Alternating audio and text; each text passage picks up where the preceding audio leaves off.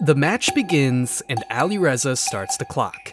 But Magnus is yet to be seen. 30 seconds go by and there is no sign of him. Then we see Magnus walking to the table. He gives a handshake to Alireza and then sits down. He is losing time, yet slowly puts away the mask and his badge.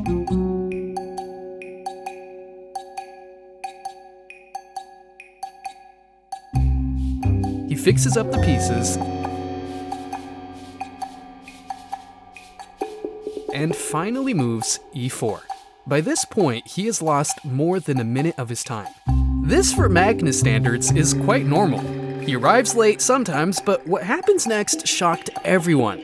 Alireza moves c6, and now Magnus starts thinking. This is the second move, and waiting this long is very unusual for rapid chess matches.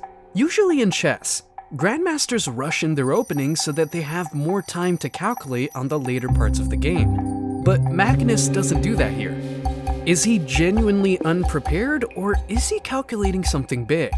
Alireza is probably confused too, and we see him get a bit impatient.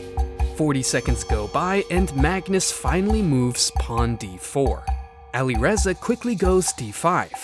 Then Magnus starts to think again. 30 seconds go by. A minute passes. Magnus rubs his eyes and continues losing time. Finally, he makes his move, e5. Now, if we look at the clock, Magnus is almost 3 minutes behind, and that is obviously a disadvantage.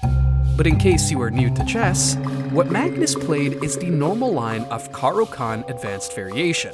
The most played next move is bishop to f5, and that is exactly what Alireza plays in just 5 seconds. Now it's even more confusing why Magnus was thinking for so long. Then suddenly Magnus picks up the pace. He goes pawn c4, and Alireza is a bit surprised.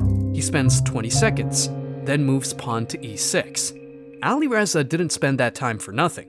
c4, which Magnus played, is not the standard line. A normal move would have been knight f3, pawn h4, knight c3, or knight d2. That would account for 88% of games played with his opening. c4, on the other hand, accounts for 3% of games played. Of course, Alireza knows the next moves in the opening, but everything signals to him that Magnus was preparing for something. And he was right. On the 6th move, Magnus once again plays something unusual, pawn h3. The most popular moves would have been a3, knight e2, or knight to f3. Alireza, of course, responds with knight d7, and then Magnus goes knight f3. Alireza steps back with the bishop, and then Magnus starts thinking again for about 2 minutes. Nothing about this makes sense for a rapid match. But then he plays pawn b3. And this is important because now we are entering middle game, and there are literally no games in the database that have been in this current position. This is what Magnus was planning all along, forcing Alireza into a heavy calculation match. But with 3 minutes behind, could this actually backfire on him? For a while, both players continue to play the best moves, but then we reach a crucial point with move 22.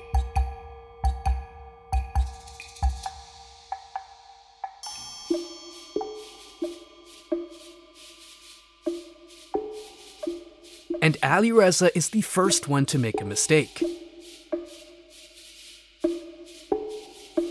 Hold on, why did Alireza play so fast? And why does Magnus have almost 8 minutes on the clock while Alireza has less than 2? You see, this can only mean one thing. Magnus and Alireza both played the best moves, but Magnus was on a completely different level. While he didn't plan everything, those 3 minutes that he spent were probably enough to drive the game where he wanted it to go. Since Alireza would spend time thinking, that gave Magnus the chance to be fast and put even more pressure on him. Magnus's plan worked, and on move 53, Alireza resigns.